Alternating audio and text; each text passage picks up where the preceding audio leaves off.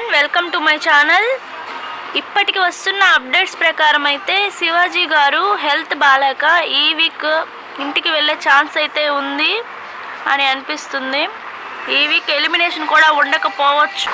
ఇక మరొక new update అయితే మాత్రం ఈ వీక్ కెప్టెన్గా అంబటి అర్జున్ అయితే ఈ వీక్ కెప్టెన్ అయ్యాడు. ఇక ఓటింగ్ విషయానికి వస్తే పల్లవి ప్రశాంత్కి 40 to 50% అయితే ఓటింగ్ జరుగుతుంది.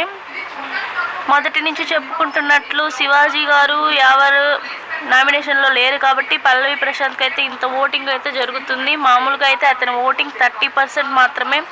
ఇక అమర్దీప్కి 18.52%, బోలే షావాలి 12.77%, టేస్టీ తేజ 10.02%, గౌతమ్ కృష్ణ 9%, అశ్విని శ్రీ 5%.